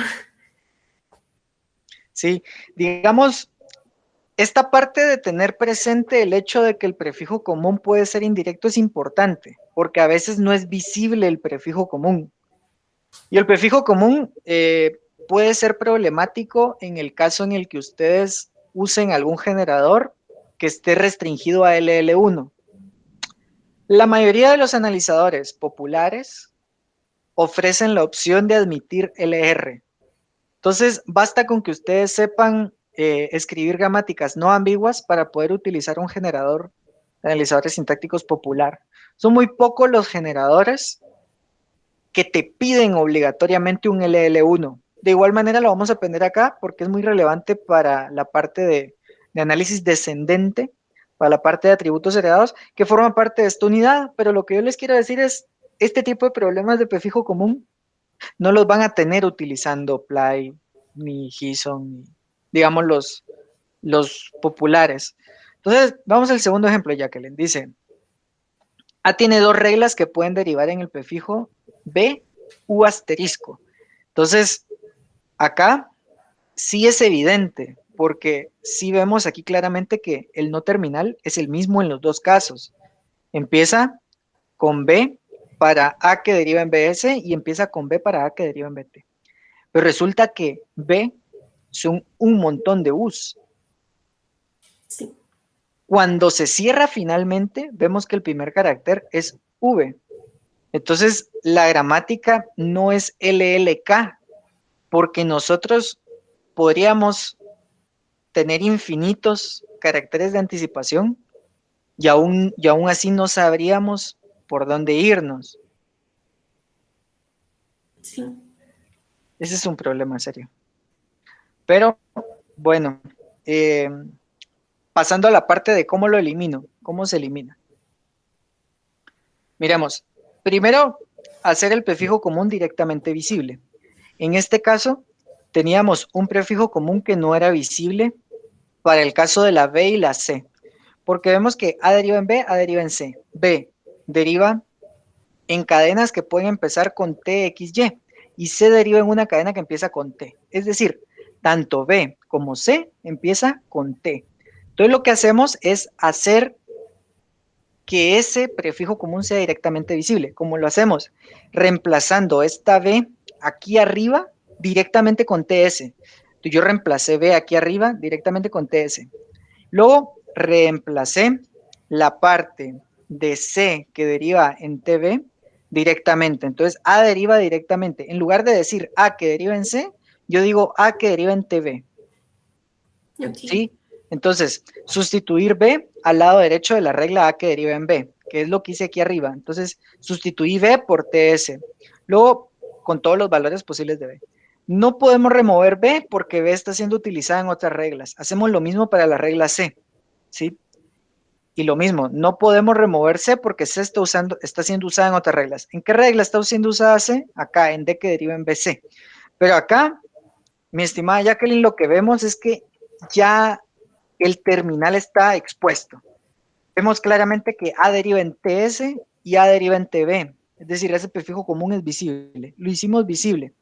Y ese es el paso que tenemos que dar para los prefijos comunes indirectos. El primer paso. El segundo es eliminar el prefijo común tal como se hizo en el ejemplo anterior, ¿no? ¿Qué factorizábamos cuando ya es visible? ¿Cómo factorizamos? Haciendo un nodo no terminal. ¿Está clara esa parte, Jacqueline? Sí, está clara. Buenísimo. Todo esto es un repaso, Jacqueline. Esto, yo comprendo que ustedes estén aburridísimos y todo con esto porque es un repaso de Compi 1, pero para mí es realmente importante que ustedes, bueno, no, ni de Compi 1, fíjense que partiendo de la premisa de que en lenguajes yo implementé un predictivo recursivo, estas restricciones ya se conocían en lenguajes, ¿sí? Tema de la ambigüedad, pero bueno, es importante que lo tengan presente para este curso porque todas las gramáticas que escriban en Compi 2 tienen que ser no ambiguas, Para todos los problemas de esquemas de traducción y definiciones dirigidas por la sintaxis, las gramáticas tienen que ser no ambiguas. Recursividad por la izquierda. Resulta, Jacqueline, de que la recursividad por la izquierda también es un problema en el mismo sentido que la factorización, o que el prefijo común, perdón. También es para el analizador imposible saber qué camino tomar. Ya veíamos ahí con Marcos el tema de qué camino tomar, porque Marcos me decía, ¿me puede repetir la pregunta? Entonces, como que esa pregunta de qué camino tomar no le quedaba claro, pero ya quedó hoy sí claro, Marcos. Sí, con la explicación que di después, sí. Cuando yo decía, o mejor dicho, cuando yo digo no sabe qué camino tomar, lo que quiero decir es no sabe por qué producción debe irse, no sabe por qué producción derivar. En el caso de la recursión por la izquierda, tenemos el mismo problema, ¿sí?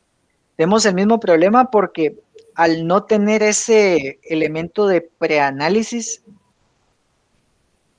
en compatibilidad con algo específico, nos encontramos en un ciclo interminable. Entonces, Jacqueline, retomando un poquito el ejemplo del código, no sé si alcanzaste a ver el código de Visual Basic que les compartí en el enlace. Sí, sí lo vi. Ahí resulta de que ese estaba bien implementado y digamos no iba a tener ningún problema de recursividad infinita, porque siempre, digamos en el caso de más E o menos E prima, hacíamos un if con el que preguntábamos, ¿el carácter de anticipación es menos? Sí, va, andate por esta. ¿El carácter de anticipación es más? Sí, ok, andate por esta. Si no hubiera estado ese if y si hubiera estado el mismo no terminal, si yo tengo E que deriva en E más E, yo voy a tener infinitas llamadas recursivas, porque dentro del cuerpo de E voy a tener una llamada recursiva a E, y con cualquier otra implementación voy a tener ese mismo problema, ese problema de las llamadas interminables. Entonces, la gramática es recursiva por la izquierda, la gramática no es LLK. Un analizador sintáctico LL entraría en una recursión interminable. Los analizadores sintácticos LR pueden manejar la recursividad por la izquierda. Era lo que les decía. LR es más fácil de escribir. Yo no tengo que andar eliminando recursividad por la izquierda en LR. LR es más poderoso. No tengo yo que andar escribiendo gramáticas tan complejas. Entonces, aquí hay una cuestión. ¿Cómo eliminar la recursividad por la izquierda? Normalmente lo enseñan con una fórmula, pero me caen mal las fórmulas. Entonces, como me caen mal las fórmulas, vamos a analizarlo cómo hacerlo, entendiendo qué es lo que implícitamente hace esa fórmula. Entonces, ¿sí sabes a qué fórmula me refiero, Jacqueline? Sí, sí la he visto. Eliminación de la recursividad por la izquierda. Acá vamos a hacer lo mismo que hace esa fórmula, con la diferencia de que vamos a entender qué es lo que estamos haciendo. Veíamos de que hemos hecho algunas cosas hasta ahorita. Veíamos, por ejemplo, de que expusimos los prefijos comunes, factorizamos los prefijos comunes, que es factorizar por la izquierda. Entonces, partiendo de esas ideas, vamos a ver cómo eliminar la recursividad por la izquierda. Miremos, gramática recursiva por la izquierda, no LLK, E que deriva en E más T. Entonces, ¿cuál es el punto en el que hay recursividad por la izquierda, Jacqueline? En la E.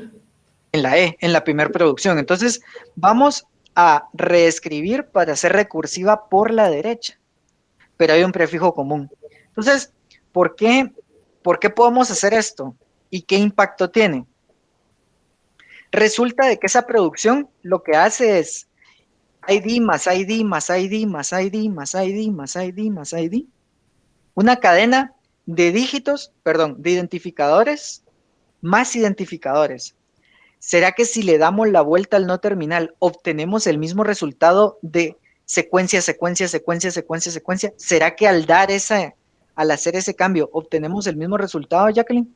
Sí, se obtiene el mismo resultado. Es el mismo resultado. Lo que va a cambiar es el árbol de derivación, porque el árbol de derivación, en lugar de ir sacando subárboles a la izquierda con cada llamada recursiva, va a ir sacando subárboles a la derecha con cada llamada recursiva, que va a terminar siendo un problema épico, porque vamos a tener que ir en descenso, vamos a tener que ir heredando o transmitiendo atributos hacia abajo.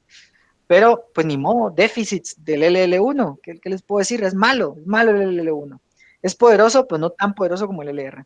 Es como, bueno, no pongo ejemplos mejor porque me voy a entretener después y ya nos queda poquito tiempo. Entonces, le dimos la vuelta y Jacqueline, ¿estás de acuerdo conmigo? De que sigue reconociendo la misma cadena. Entonces, ahorita vamos bien. La reescribimos, le dimos la vuelta, pues resulta que ahora hay un prefijo común. El prefijo común es T. ¿Cómo factorizamos o cómo eliminamos los prefijos comunes? Los sacamos como lo haríamos en matemática, pero lo sacamos generando un nuevo no terminal, ¿sí? ¿Cuál sería el nuevo no terminal? Prima. Prima, muy bien. Entonces, el que se repite es T, el que saco es T. Habiendo sacado T, ¿cuáles son las dos opciones? ¿Cuál es la opción de arriba? A la par de T, en la opción de arriba, ¿qué hay? Un símbolo de más. Un símbolo de más y una E. Es lo que pongo aquí abajo. Y en el de abajo, ¿qué hay a la par de T? Nada.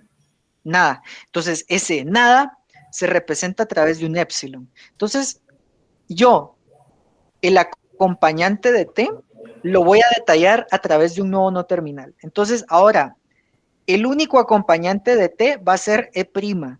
Y dentro de E' voy a detallar todas las posibilidades de ese acompañante. La primera posibilidad o el primer posible acompañante es más E.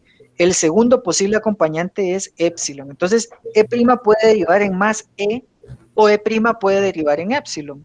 Y finalmente T deriva en ID, que T no tenía problemas. Entonces, yo no puse fórmulas aquí, yo simplemente eliminé la recursividad partiendo de ciertas ideas que ya teníamos. Esta idea de darle la vuelta es una idea más vieja todavía que todas las que yo les he transmitido en las clases anteriores. Entonces, espero que quede claro. ¿Por qué le pude dar vuelta? Porque me sigue generando lo mismo.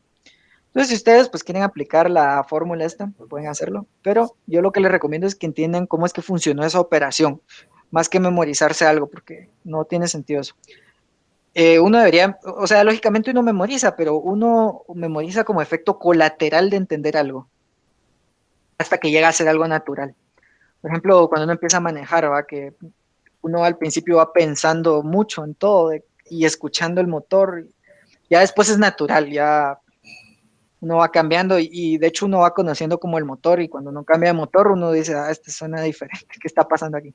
Con un poco de trabajo es posible escribir código que construya un AST recursivo por la izquierda, incluso si el analizador sintáctico es recursivo por la derecha. Este es el problema que les digo, que si hacemos un AST en el recorrido natural ascendente de este nuevo árbol de derivación que generamos cambiando la gramática, nos va a costar un bigote. Entonces, pero hay formas de hacerlo, o sea, sí se puede. ¿Y cómo es que se puede? Según esto dice, con un poco de trabajo, pero no es poco trabajo, es más, mucho pensamiento. Yo pienso, ¿cómo lo hago? ¿Cómo va ese árbol? En esta opción que va, ¿cómo va este escenario? Pero se puede. Solo, consejos al usar, que por cierto, van a ver que ese armado del AST es tan difícil y tan impropio, digamos, para alguien de lenguajes, dado que es algo más propio de compiladores y de compiladores 2, lo que yo hice como auxiliar de lenguajes en aquella época es, miren, hagan el análisis léxico completo, eso sí o sí tienen que hacerlo. Hagan el análisis sintáctico solo para decirles si estructuralmente está bien o no, solo un boolean ahí y un mensajito. Y por último, para evaluar las expresiones aritméticas, usen el algoritmo Shunting-Yard.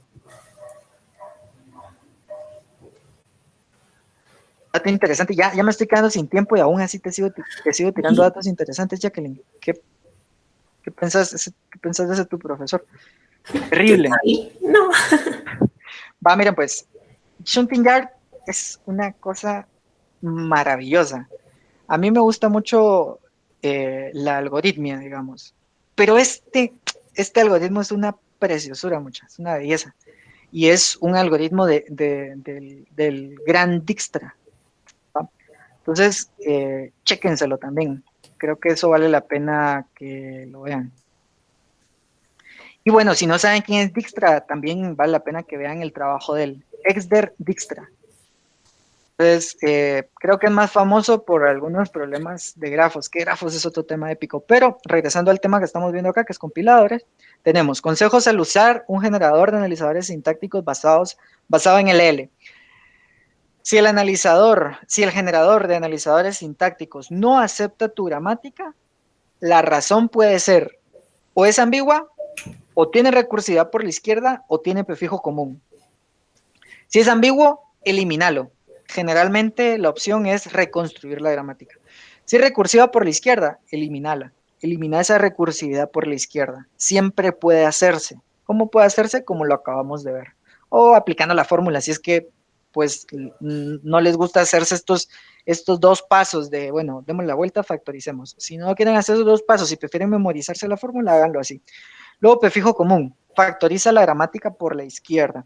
Es posible que lo anterior pueda resolver el problema, pero la gramática puede volverse grande y menos legible, que es lo que les decía. LL es fácil de entender su implementación, pero es difícil de entender la escritura de la gramática, porque terminamos con una gramática enorme.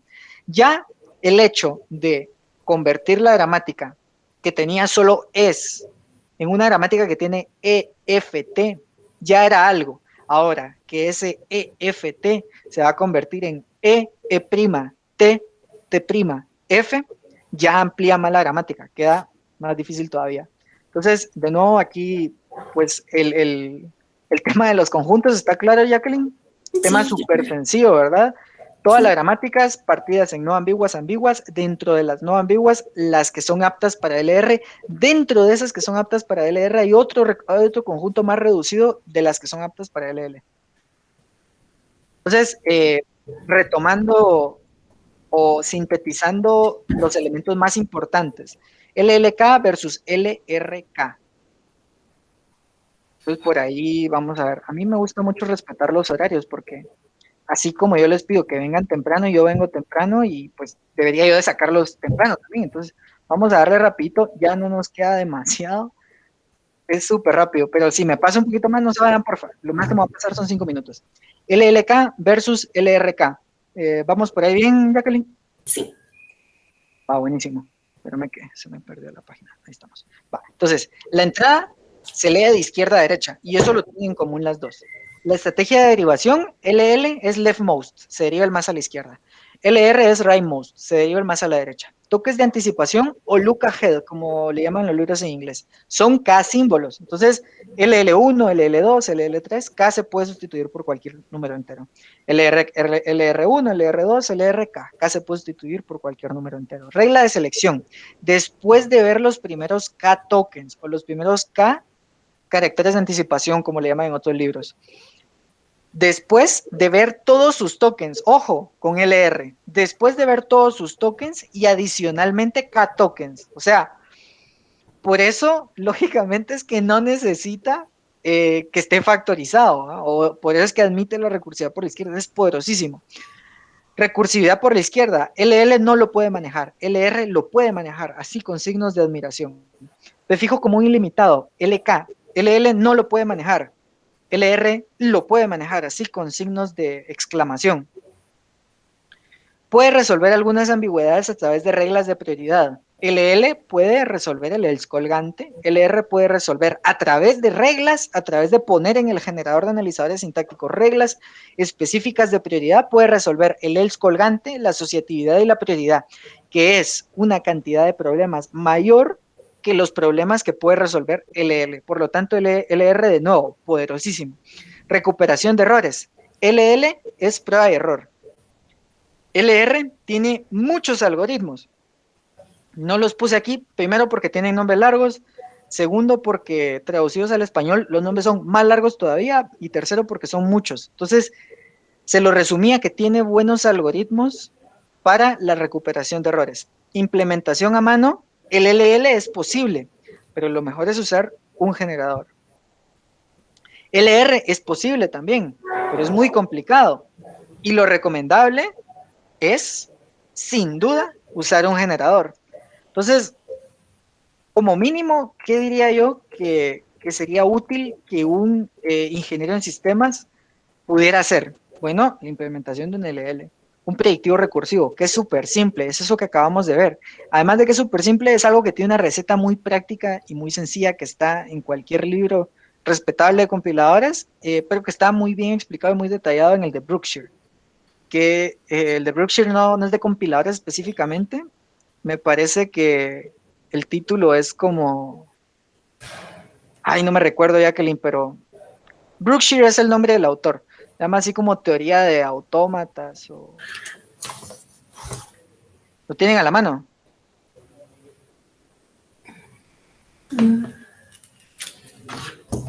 Los digo rapidito porque me perturba no decírselos. Teoría de la computación, lenguajes formales, autómatas y complejidad. Ese es el nombre, de Glenn Brookshire. Ahí está muy bien explicado lo del predictivo recursivo. Entonces, retomando la explicación, recomendamos hacer a mano el LL para entender cómo es que funciona a través de un predictivo recursivo o bien a través de uno de pila. Los dos son muy fáciles de implementar y la receta ya está escrita. LR no recomendamos implementarlo porque es muy complicado, porque lleva mucho tiempo y porque hay muchos generadores que ya lo hacen por ustedes. Entonces, pasemos al siguiente. ¿Cuáles son las preguntas resumen? Este ejercicio de las preguntas resumen, normalmente lo hago yo preguntándole a compañeros estas diferentes preguntas para validar que lo explicado en clase haya permeado, haya quedado ahí. Sí, que haya quedado comprendido. Sin embargo, no lo voy a hacer, voy a dar solamente lecturas y voy a tratar de dar respuestas cortas por el tema del tiempo. ¿Cuándo se considera que una gramática es ambigua? Cuando tiene más de un árbol de derivación para una entidad en específico. Cuando son equivalentes dos gramáticas, cuando el conjunto de lenguajes que reconoce la primera gramática es igual al conjunto de lenguajes que reconoce la segunda. Menciona algunos ejemplos comunes de ambigüedades: prioridad, asociatividad por la izquierda y por la derecha. El else colgante es otro ejemplo. Luego, explique cómo se podría eliminar la ambigüedad de una gramática que reconoce expresiones aritméticas a través de la estrategia de layering, de la estrategia por capas, o acá, como se menciona, de subárboles, ¿no? De generar nuevos no terminales para poner en sitio específico según la prioridad. Luego, explique qué es el problema del else colgante y cómo puede resolverse. Entonces quiero que ustedes se memoricen, bueno, un if, que abajo tenía un if, que abajo tenía un else, y que yo no sabía si ese else le pertenecía al primer if o al segundo if. ¿Podemos escribir un algoritmo que valide si dos gramáticas son equivalentes? No. Ese es un problema irresoluble, porque tendríamos que comparar todas las cadenas reconocidas por el primero con todas las cadenas reconocidas por el segundo. Eso es un problema irresoluble. Por lo menos una solución general no existe. ¿Qué es un prefijo común? Es cuando el cierto no terminal tiene dos reglas que empiezan igual, con n caracteres, ¿no? Puede tener el prefijo común 2, 3, 4, 5 caracteres, y además puede ser indirecto. ¿Cómo explique cómo un prefijo común puede eliminarse? Pues factorizando por la izquierda, generando un nuevo no terminal. ¿Qué es factorización por la izquierda? Generar un nuevo no terminal para sacar eso que está repetido, que aparezca una sola vez y después detallar a los acompañantes de eso que se sacó. ¿Qué es recursividad por la izquierda? Cuando un no terminal deriva en algo, un cuerpo que empieza con ese mismo no terminal. Entonces, el primer carácter me lleva a una recursividad. Esa es la recursividad por la izquierda. Explique cómo puede ser eliminada la recursividad por la izquierda. Pues ya lo vimos, ¿no? Volteando primero y factorizando después, como el ejemplo típico de las expresiones aritméticas. ¿Pueden los algoritmos LLK de análisis sintáctico manejar los prefijos comunes y la recursividad por la izquierda? No, no puede. Esas son las dos cosas que no puede manejar. No puede manejar los prefijos comunes, no puede manejar la recursividad por la izquierda. ¿Pueden los algoritmos LRK de análisis sintáctico manejar los prefijos comunes y la recursividad por la izquierda? Sí, sí lo pueden manejar. Y eso en especial es lo que hace que estos algoritmos sean tan potentes, ¿sí? Entonces, pues por eso es que queremos tanto al LR, lo queremos más que el LL. Y Sí, es de ese LR es de la familia LR. Acá ni siquiera lo menciono porque es una familia muy particular, digamos, con más restricciones. Entonces, mejor quedémonos con la amplitud de LR. ¿Para qué restringirlo? Entonces, es lo mismo de LL se explica porque es el exponente del análisis en descenso y el análisis en descenso es relevante, es importante. Y hay lenguajes, muchos de antaño escritos así. Entonces, por eso es que se enseña ahora. En cuanto a lo que pregunta Lean, ¿es teoría de grafos? No, es teoría de autómatas. Entonces, pero por ahí les dije el nombre ya, es teoría de la computación, ese es el título grande, y el subtítulo es lenguajes formales, autómatas y complejidad. A pesar de que se mencionan los grafos por el tema de, ese es el LR1, ¿no? Sí, afirmativo, eso es. A pesar de que se menciona el tema de los grafos por el hecho de que los autómatas finitos se representan con grafos, yo no diría como tal que es un tema de teoría de grafos. Creo que no, nada que ver. Y a propósito de teoría de grafos, les voy a compartir un proyecto que en términos de graph computing creo que es top. Y es el último dato curioso que comparto. Y como pueden ver, ya el último slide, muchas gracias por su atención, ya la sesión expiró, terminó, finalizó, pero antes de eso voy a compartirles este enlace, el proyecto se llama Apache Tinkerpot. Pues échenle un vistazo, es para Graph Computing, de grafos, tiene un API para manejo de bases de datos de grafos llamado Gremlin, que es bastante bueno, que tiene integración nativa con Cosmos DB. Y que también es utilizado, bueno, Cosmos DB es la solución que me permitiría hacer bases de datos de grafos en Azure, pero también es utilizado en AWS Neptune, en Amazon Neptune, también lo tiene ahí incrustado adentro. En un subconjunto, digamos, limitado en ciertos aspectos, pero poderosísimo en el sentido de escalabilidad. Prácticamente nos permiten tener bases de datos de grafos serverless. Entonces, que serverless para mí es el verdadero Cloud Native. Pero bueno, ya cerrando la sesión, vamos a detener la grabación. Y después, pues nos despedimos, ¿no? Para que no quede ahí en la grabación más ruido.